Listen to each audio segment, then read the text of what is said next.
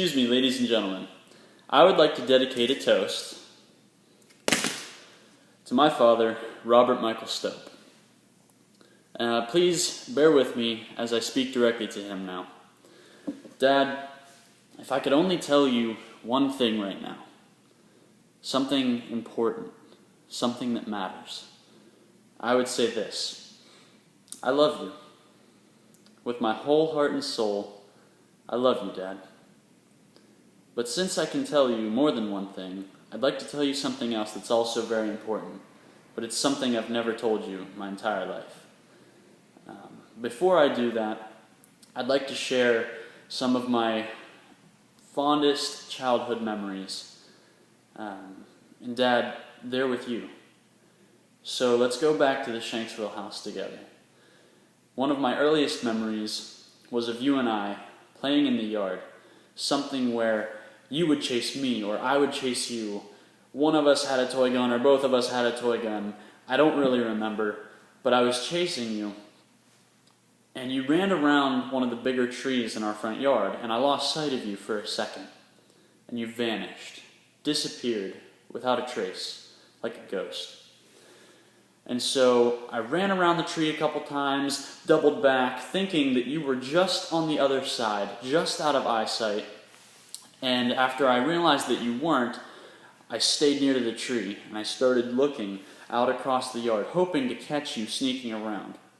And after what seemed like 30 minutes, but was actually more about 20 seconds, too generous, 10 seconds, I got bored, and I started to walk away from the tree. And out of nowhere, you were there. You had fallen from the sky, sending dust and dirt in every direction, and I thought, my dad can fly. He was just flying.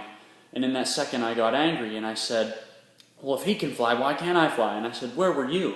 And you said, I was in the tree. And I said, well, how'd you get there? And you said, I climbed.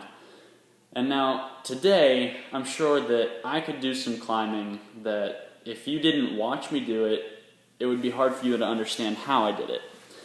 Back then, the roles were a little reversed, and I just could not wrap my mind around how you could have possibly climbed into this tree.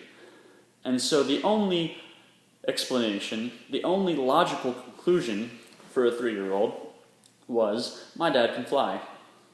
My dad can fly, and he was either flying through the sky and landed in front of me, or he was flying, went to the tree, then landed in front of me.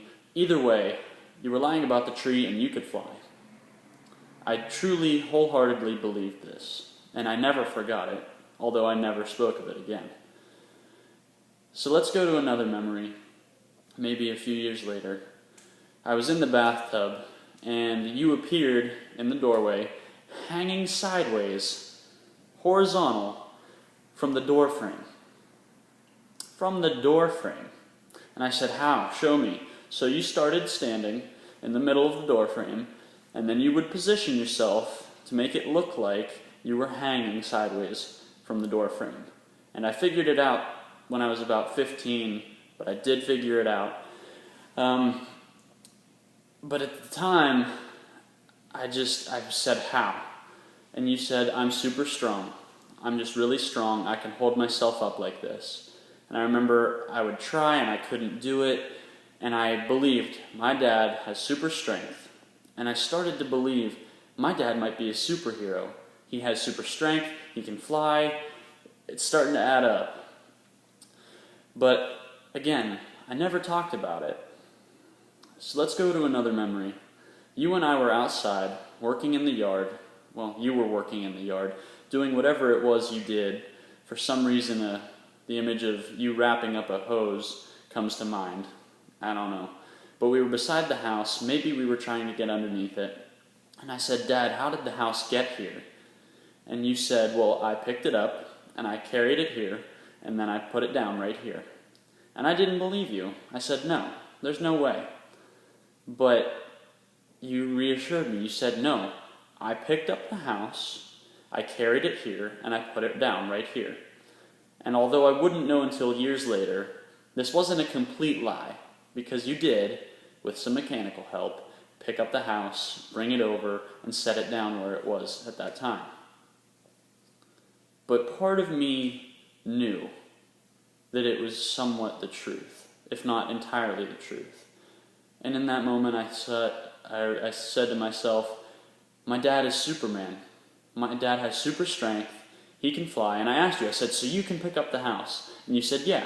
And I said, can you pick it up with one hand? You said, yes, because I'm Superman. And I said, do it right now. And you said, I can't. I said, why? And you said, because you're not allowed to see my powers yet.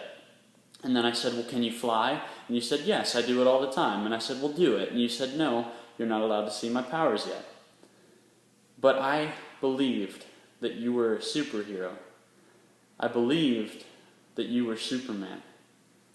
And Dad, here's the part that I've never told you.